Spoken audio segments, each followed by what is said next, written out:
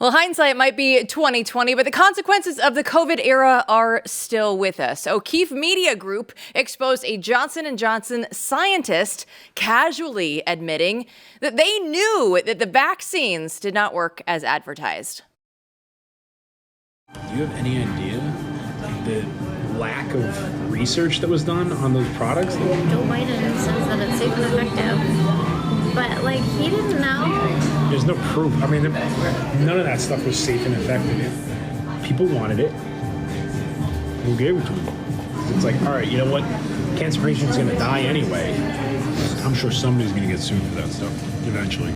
It's outrageous every time that you even think that this is happening and then you actually see the video. So joining us now here in studio is OMG founder and guerrilla journalist James O'Keefe. James, thanks so much for being here and all the work that you do. But this video in particular, I have to think that this is going to make thousands, if not millions of people across America so angry when they see what the government has done. Yeah, and the cavalier way, the lead regulatory scientist for Johnson & Johnson just says that it's not safe, it's not, and he's eating the ice cream while he's admitting that they're lying and deceiving their customers. You know, this comes on the heels of a number of investigations that we've done over the years into Pfizer, exposing how the mRNA vaccine, they were trying to mutate the virus. So we broke this yesterday. We just released the video of me confronting him, which is perhaps even more surreal because he proceeds to deny his own identity. And this is not low-level guy. This is not low-level people. This guy is the lead regulatory scientist for Johnson & Johnson in New Jersey, New Brunswick, New Jersey, where he's responsible for making sure that the product is safe and effective for consumers. So, you know, it's undercover. It's hidden camera. He did not know he was being recorded. And lot to say here, but breaking news on Johnson & Johnson. Yeah, so this guy, he ran to the bathroom. Is that right? Do we have that clip? Can we show that? I mean, this is astounding. He's going this way. He's going to run away. Is he going to walk out the back? He's going to the women's restroom. Are you confused? You want privacy, but you said your vaccine doesn't work. I am a human man. I am allowed to take a peek in the men's restroom. Yeah, he goes into the women's restroom, and then he runs in. This is in like some type of a beer place, and then he runs into the men's restroom. And then when he says, "You're not allowed to come into the men's restroom, James," and I say, "I'm a man. I can go in." So it's really bizarre. And whenever these people are confronted, they confront their own shadow. They're looking into a mirror of themselves, and they hate what they see. Because I'm not opining on, the vaccine. I'm just quoting him. And it's very psychological. It's very twisted. That's a 10-minute long interaction there, and he proceeds to go outside on his bicycle, and he's just completely stunned. And he proceeds to kind of manipulate me into trying to get me to not run the story, and as opposed to just admit that he lied. And all these guys, they tend to lie in public and be honest in private. And that's, of course, why we do what we do. I mean, there's no better juxtaposition. The psychology is apparent in those two clips. I mean, the first one, like you said, nonchalant, just straight to the point. Oh, yeah, we did that. We gave the people what they wanted. Yeah. There we go. And then all of a sudden, are you going to own up to that? No. And that's symbolic of the entire system right now and what's going on. It's symbolic of that's a very good point. It's the system is completely broken, and the cavalier way in which he just admits that it's all a lie. And even the metaphor of him engorging himself with ice cream. Yeah, we give them what they want. I mean, it's almost like, how do these people sleep at night? And people say, O'Keefe, when are these people going to be arrested? I don't have the power, and neither do you, to put people in handcuffs. But I do think that kind of public sunlight being the best disinfectant, that shame, that you could see the shame in his eyes when he runs into the women's restroom. I think the shame and the righteous indignation and the truth perhaps is most important, even more so, equally so to arresting people, but nobody's held accountable. I tweeted today, especially with all this Epstein stuff happening right now, if you lie about the vaccine, you're free and clear. If, because we don't know, but if you've conspired to sexually abuse minors, you're in the clear. Yeah. But if you're someone like me, who's reporting on what people say, the FBI will raid you. So things are completely upside down. We need to do this en masse. Yeah. So with this one, we do have a new HHS now. Right? We do. So we sure do. we would think that could something happen here? Have they responded to They this? they have responded. HHS, they put a statement out, and I'm gonna attempt to pull it up here while we're talking. But Bobby Kennedy, Robert F. Kennedy Jr. is a supporter of our work, but as to what they're going to do, I mean, they can launch investigations, congressional investigations, but at the end of the day, the Department of Justice has the power to arrest people. But they did put out a statement, and they said they're going to take, paraphrasing, but they're going to take measures into their own hands to try to oversee to make sure these vaccines are safe. But what's done is done. Yeah, they promise transparency. I see here that it's, the evidence-based oversight, putting the safety of the American people first. Right. They're going through and trying to do this now. And when I look at like an RFK Jr. or a Dr. Jay Bhattacharya, I want to believe what these people in the administration are trying to propose. Now, we know that there's, probably a lot of bad actors still along the way. But the thing that I look at really is that a lot of the money and the funding is being pulled from some of these bad groups already. Well, this is according to an HHS spokesperson, quote, even during a public emergency, pharmaceutical companies are still required to follow strict protocols. Oversight doesn't stop at approval. The FDA and other agencies also monitor products closely. HHS remains committed to full transparency and evidence-based oversight. I'm not sure what that means exactly. But these government groups are limited by what they can do. We've investigated the FDA before, and they've talked about a revolving door. Not surprising to you or me. There's just a revolving door between these government agencies and between and the pharmaceutical companies. And regardless of how great Bobby Kennedy might be, the challenge for a lot of these good men is that they're put in charge of agencies that are vast bureaucracies of individuals who are not elected, not accountable, and oftentimes resist their leadership. Huge challenges. Yeah, you talk about how we need to do this more and more and more.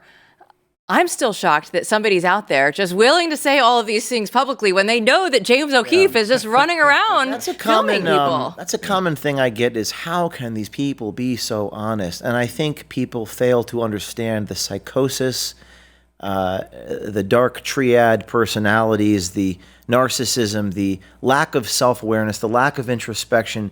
These people, if you're not held accountable for, first of all, you're not held accountable for anything. No one's ever held them accountable in their lives. And second of all, I don't think that they are like you or me. I don't think they practice any self-awareness. When they're confessing these things, I'm not even sure they're asking the person sitting across from them a single question. They're just confessing to the ether. And why do they do that? Power tends to corrupt, and absolute power corrupts absolutely. And if they target me, which they have, and I'm sure they'll continue to, then there's the incentives are not aligned to do what you're saying, which is for them to fear anything or anybody. I mean, the response to this one, I would think, is going to be incredible. It already has. It's popped because of how personal this is for so many people. Yes. And when you see the cavalier way in which these people describe something so serious that affects millions of people's bodies in America, it still astounds me that there isn't, more accountability. And I guess the big picture for me is accountability is something that everyone is looking for, right? Everyone who voted for Donald Trump, it seems like, is saying, when will we find someone held accountable? That's why people are upset about Epstein, et cetera. I mean, what do you make of that? I mean, it's so important. I think what you're doing is essential, right? You have to keep the truth in front of people and confirm and validate what happened. But what happens if there is no accountability? I mean, does this just keep on going forever? It's a great question. I think in this changing media environment, I mean, even what I do, people wonder if it even matters. I've never gotten that before from my own audience, but there's a substantial minority of my audience that says, it doesn't matter, we need jail. That's how people, right. I mean, I'm sure you've seen that. Oh, yeah. People actually our audience says the same thing. So I guess the question becomes, the American, I'm going to call them the consumer of the news, and you guys are a news bureau, so you understand, the people have to decide, are they going to be participants in believing that the truth matters? Or does the truth no longer matter to them because our media environment has become so divided, and we're no longer the Walter Cronkite and the 3 evening shows? People believe what they want to believe. And I genuinely believe that the truth does matter. And the truth and journalism, investigative journalism, we act as the custodians of the public's conscience. We test and affirm what is and what is not a shock to our sense of shared morality. If you take away journalism, and I know a lot of people hate journalism, but what they really hate is not journalism. They hate something masquerading as journalism. If you take away that real journalism, I think you're going to destroy the fabric that keeps society together. But to your point, without accountability, I would say without accountability, our notion of freedom is an illusion. That we don't have any freedom, and we are no longer a nation of laws. And we're reaching a breaking point right here and right now, related to Epstein. But the pandemic was the good news. On a hopeful note, is I think people are more willing to talk about the vaccine.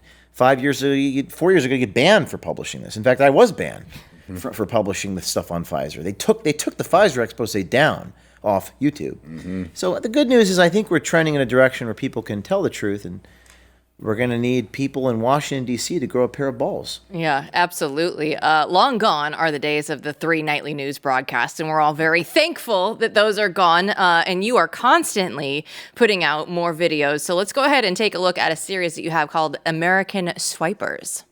Disney, Meta, the IRS, MSNBC, the NFL, Department of Defense, we've done it all. I set up several online dating profiles. And little did I know I was talking to a senior person within the CIA. Senior person within the CIA. James, what do we have to look forward to here? This is a series with, I'm partnering with Unified TV, and they're a platform of independent investigative reporters and former 3-letter agency people. And you're watching right there a trailer for the first episode. You can go on Unified TV and watch it, it's called American Swiper. Now, these are the videos that you've seen us do, but we take you behind the scenes, and we really we talk to the undercover people. In this case, this undercover journalist met with someone from the CIA last year and met on a dating app with the guy in the CIA, and this is perhaps the most shocking thing I've ever seen in my life. The guy that works for the CIA brags and gloats, this is the guy right there, Amjad Fasisi is his name, about how they withheld information from President Trump in his first term, which is against the law. Now, the CIA agent proceeds to take out his laminated Langley badge, which is itself a crime, and it says Chinese Mission Center on the lanyard.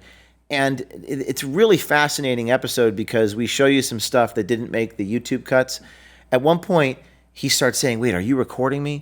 And the undercover person has to go into the bathroom, hide the gear, come back. He looks through the purse. So it's a really fascinating series of episodes that take you inside what we do. It's kind of like James Bond, but it's maybe not as glamorous as the actual fictionized version. But truth is stranger than reality. And we have a new episode out this week regarding Disney. And we'll talk a little about that. Well, this right here is an exciting time to be alive. I mean, we just got back from DC. We were just talking before the show about the cultural energy there. This is the kind of thing that's so important right now because it's the next level, right? It's one thing to go out and do what you do, another thing to start putting together shows. And I feel like something new is really breaking forth throughout the land. And we've all been struggling, right, to make this new media happen, and it's happening now. That's great. And I think the thing is the difference between the health of a democracy, and we are a republic, but we're a democratic republic. The health of our democratic republic is measured by whether people are willing to say what they believe out loud. And the difference between what the truth is and what people are telling us has been so wide. So I think it is exciting to see Unified putting now a couple episodes out. And you're seeing independent. Nobody tells me what to do. I think you guys know that. Nobody tells me what not to do. In fact, if any donor or investor made the attempt to try to seduce me or bribe me, I'd record them, which is why they probably don't attempt to tell me what to do. So you're looking at something uniquely American and highly independent. And by the way, so crazy that if you wrote this and brought it to Netflix, they wouldn't run it. Oh, yeah. Because it's preposterous for a CIA special, whatever they call these guys. I forget the terminology. CIA spy to be bragging to the girl about how they're breaking the law and hiding intel from Donald Trump. It's just so preposterous, but it's real. Yes. Yes. And of course, what I love about that is the whole job of the CIA is to provide intelligence to the President of the United States of America. So that's the core mission that they have, and they're failing at that and bragging about failing at that. But another thing that's American is Disney. They can tell us anything about the Disney episode, because Disney, I mean, it stood for American entertainment for so long, and now no one knows. I mean, I grew up when I was in first grade, The Little Mermaid came out in '91, and The Lion King. They put out some decent stuff here, but this is the episode launching this week, Unified, and you're looking at a undercover reporter. You actually get to hear from our undercover people. We blur their face, but you can hear them. There's nowhere else you can do that. And we take you inside a couple executives at Disney Corporation Los Angeles. And in this episode, you get to see how we caught the vice president on tape at Disney saying that we don't hire white people. And you hear them talk about what they think about Bob Iger, the CEO of Disney, being corrupt and the reasons they give. You see us meet with these guys and how we get out of the car. We show you some moments that you haven't seen. Now, Disney is extremely powerful. And I'm not going to tell you who, but when I made my movie Line in the Sand, and I'm looking for a distributor right now, actually, but people are telling me at the time, don't go after Disney. Oh, you're never going to get your movie distributed. So I was in LA at the time in a post-production studio. So it was one of those things where they're just the most powerful. I didn't realize how powerful they were and how many tentacles they had. But we went into the Lion's Den. We go to Disney headquarters. We set up literally on the street, confronting the security guards. And in fact, Disney, fired that vice president. And then Disney sent me a cease and desist letter. So, this is how they get you, is the courts. But we take you on that journey in this new episode. James, I love that you go out and you shine the light, because that is absolutely what needs to be done. So thanks so much for your time today. We really appreciate it. Thank you. Don't go anywhere. We'll have more right after this.